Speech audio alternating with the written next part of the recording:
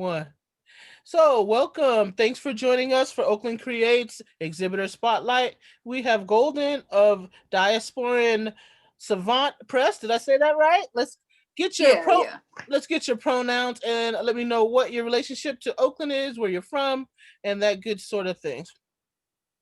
I my pronouns are they and he, and I used to live in Oakland for a long time. I recently moved to Philly, so that's where I live now. I live in Philadelphia, but Cool. Oakland is a home. It's one of my homes for sure. Nice. And so also let me know what's your muse, what's your inspiration for your art, and how did you start creating art? Was it in school? Was it at home? Was there a person that inspired you? How did you start creating, doing zines and art, or if there's a particular order in that? Well, I feel like being a creative person and doing creative stuff, I got that pretty natural from my parents, especially my mom, who I grew up with. Nice. Her thing was always like, well, if I can't afford it, then you should learn how to make it. I can help you. And That's real. so it's just this kind of being resourceful and she's a very like she's kind of like a griot storyteller type person, and so being really Okay. inspired, I think, throughout my life by just like the diaspora, but also like African American culture in a very serious way. And I'm Southern, Right. and like gay people, black trans people. I feel like it's a really energizing force for me. And in terms of like zines, I really just started. I actually used to be like zines. Don't nobody I'm watching this get on me because about that, but that's how I used to feel. Only because I would go to fest and it wouldn't really be that many. It wouldn't be any black people, and I mean in Mm, Atlanta, which at that time was like a 90-some% black city. okay. And I was just like, oh, I see.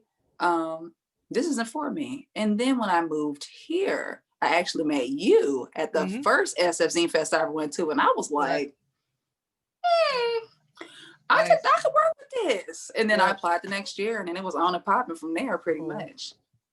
Cool. And so, is there a particular message you're trying to convey? I know you do a lot of political zines, a lot of patches in printmaking, that speaks to the diaspora. But I feel like you are really, um, not just political, but really about empowerment. And a lot of the stuff that is Mhm. I see in your work. Well, I don't want to put words in your mouth. So tell me what your work is trying to convey. Whatever I feel like, really. That's real. I mean, I think that's the cool thing about zines is like you really can. Once I started like getting into that world, I realized that I could say more or less whatever I wanted to. I mean, not whatever I want to, but I can explore all of these different things. And so some themes that kind of come from me that I really am interested in are kind of wellness for people, mental health, particularly for like people in recovery, um, people who are queer and trans, black people, people who are like trying to practice harm reduction, people who are in transitions in their lives, Nice. but like creating tools for people that's like really strengths based and not based on like pathology. Because I feel like so often, like with black people and queer, trans people of color, and so many marginalized communities, it's like you have these tools that are supposed to help you, but they really just focus on how your community is wrong somehow or like Mm-hmm. has a deficit initially, like fundamentally, Right. flawed. And that's bullshit. Actually, a lot of Right. our communities, we get a lot of strength from those communities and from our culture and stuff like that. And that's really important to me. Love it. Love it. Yeah, it's so reaffirming. Your work is just always so reaffirming, and it's, like I said, self empowering. And man, I love it. And so, next question is kind of silly, kind of fun. Some people find it difficult. I get a kick out of it. So, if you could only eat three three foods for the rest of your life, what three foods would you eat? Hell no. Hell no. Is that you basically just asked me what if I had to go to hell? If I was in hell and I could only eat three things, Oh no. God, rest of my life. Do I have to pick between like solids and liquids, or do I get three beverages and three foods? It's no just three foods. It could. Some people legit pick stuff that was not solid, so I was questioning their digestion. But that's just me. Right. I But mean, yeah, I feel okay. Well, hell, I feel like I gotta put water on there. I mean, goddamn, I'm trying to live, so maybe water.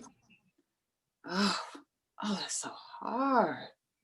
Interesting. Oh, don't nobody, if any kind of deity is listening, this shit is not real. This is not my real order. Do not quote me on this later. But let's just say, let's say, um, garlic crabs. I fuck with garlic Ooh. crabs. I know. South Florida, shout out Miami, Fort Mm. Lauderdale.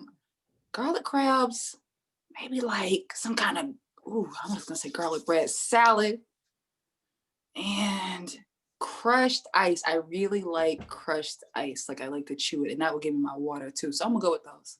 Oh my God, ice. I'm an ice girl too.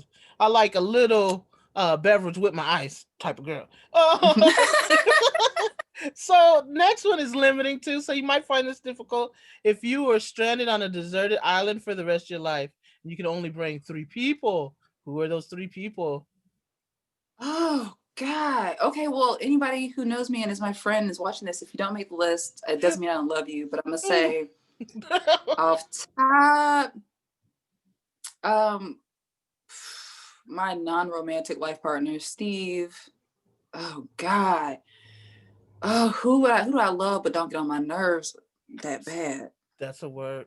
Um, because She it's the said rest of my that. life. I'm trying to have a good She's. life. You know what You I'm saying? said that bad. Um, Everybody, but not that bad. hard. It's hard. Okay, so I'm gonna say Steve, another non-romantic life partner, Moya, shout out Moya Bailey, and golly, maybe Jesus, one other person, maybe my mom, maybe my Okay. mom. That's brave. That's real. I like her. Awesome. Awesome. Yeah, it wouldn't have been mine. I'm just be 100%. Sorry, mom. She's in heaven. Or her energy here, so I know she heard that. Sorry, mom. You know it wouldn't have been you. She know you mean well. She knows my heart. That's Won't he do? right. Won't he do it? That's Oh, right. so Okay. that's all the questions I have. I want to get your social media, your website, wherever people can find you, so they can check up on you, get some good stuff. Cool. My Instagram is d.s.press. And I have an Etsy shop. I'm trying to transition into a like kind of a standalone website, but it's just taking some Okay, time. But I'm working on it. But for now, Etsy, if you look up the name of my press, Diasporan Savant Press, cool. on Etsy, you can find most of the prints and things that I make and have up at this moment. So Sweet. I appreciate you. Always a joy talking to you, seeing you. same. You look well, and we're gonna stop it there. Thank you again, and talk to you guys. Thanks for watching, folks.